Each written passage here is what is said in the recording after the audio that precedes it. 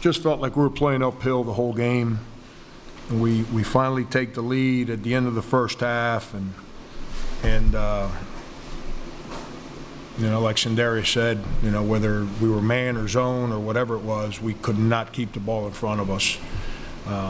If you can't guard the basketball, I don't care what defense you play, you're not going to be any good defensively. And we spent 2 days working on our ball screen defense, and our bigs are really, really struggling in that right now. Every one of them. We don't have one big right now that's defending the ball screen the right way. And we did early in the year. It's we obviously haven't done that very well lately. Frank, looking at the defense in the first half, it seemed like it was kind of right there, but the unforced turnovers and the rebounding continued to hurt. Just what do you tell the guys? I mean, obviously rebounding's been a problem. What do you tell them about the turnovers? Yeah, you got 7 turnovers from your starting center and your backup center. It's going to be hard. Can't turn the ball over. We need. Dwayne made some shots today. We need PJ to make some shots today. It's not today, just consistently. But at the end of the day, we settled down from the turnovers. We couldn't guard the ball screen, and that's what got us. And they got Casey Hill, Chiozza. Those guys have played in unbelievable games for the past. Casey for 4, Chiozza for 3. And they came at us, and they attacked us, and they're good. And not just those two, their team is good.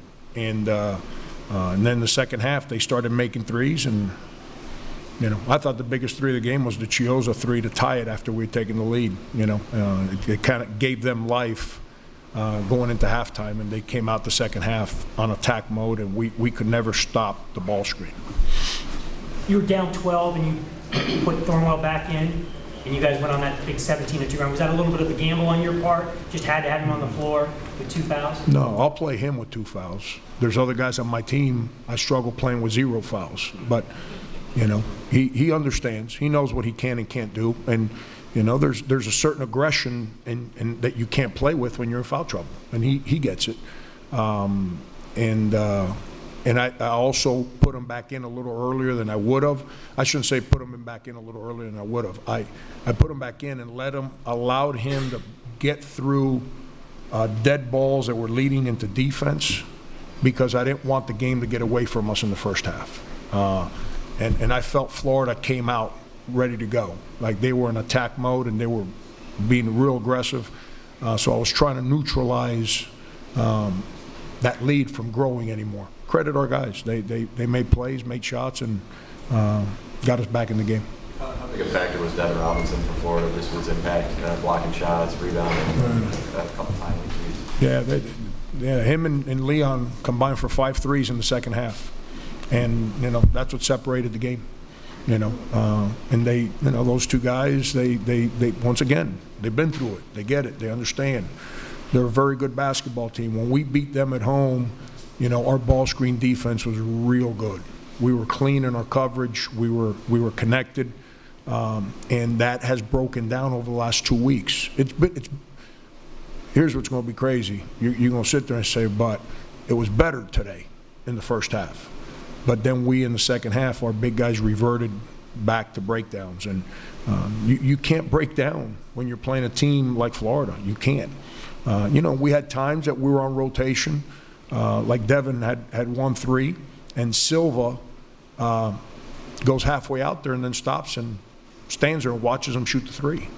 He's not going to miss. That guy's playing too many games. He's not missing that shot. You got to get him off the line, and we practice that all the time. But obviously, Chris froze on that play.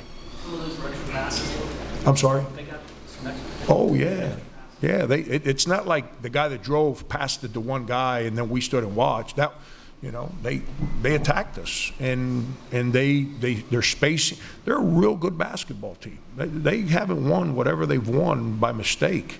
They're a real good basketball team, and they're very unselfish on offense. I said this when they played at our place. Mike has them playing through his eyes now.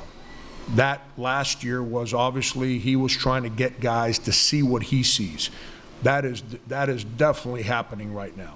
Mike's got those guys playing through his eyes right now. And as an opponent, it's fun to watch. It's not fun to play against, but it's fun to watch. And a lot of credit, to Mike and those kids. They've come together, and they're real good.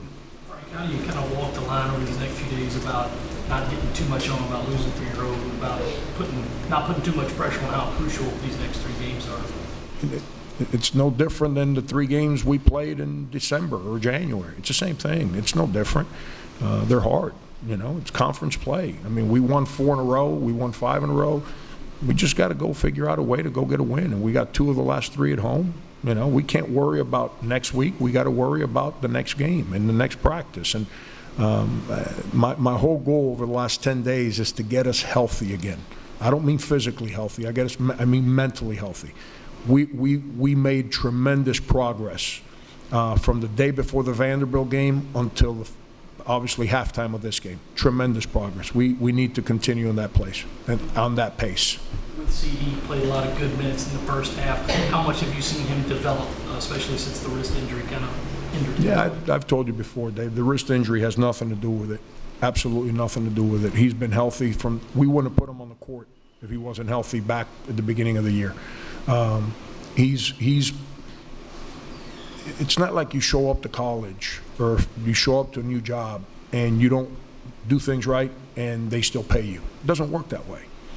You got to learn how to earn your paycheck. And he's been real good in practice for the last 4 days. He's been very attentive. He's been extremely active. I think you saw some activity today, but he's also a freshman. And he broke down on some of those ball screens. And, he'll learn, but he's got to learn how to have the right mindset, the right enthusiasm, open ears, open mind, so he can learn and grow. And he did that for the last 4 or 5 days, so you know what? He deserves to play. I put him in the game. Any more questions? Frank, I know you weren't expected to give up 0 3-pointers as you did up in Columbia, but was there a number that you felt like you had to hold them to in terms of knocking them down? And how much do you think the different venues, when you're more comfortable shooting threes in your own? Home and road is, when you play the, elite teams, like Florida, I think is an elite team. When you play the elite teams, at home, they're a problem. On the road, you got to fight, like when you're the home team and they're coming to you, like we did at home, you got to fight your tail off and not let them beat you in all the categories that matter, from effort and discipline and attention to detail. We out-rebounded them there. They out-rebounded us here. We guarded their ball screens there. We couldn't guard their ball screens here. Because we guarded their ball screens there, they didn't get as many, I call them step-in shots. They ended up shooting more off the dribble shots. Here, they attacked us through their ball screen, so they kept making the next pass, and every shot was a step-in shot. And they're a good team. Listen, when they went 0 for 17, we had something to do with that. They also missed some shots, but I just think we never allowed them to get in rhythm, to get the consistency to make shots. Today they did, and it started with the first possession of the game. Kayvon Allen obviously was geeked up to come out and play here today and protect his home court.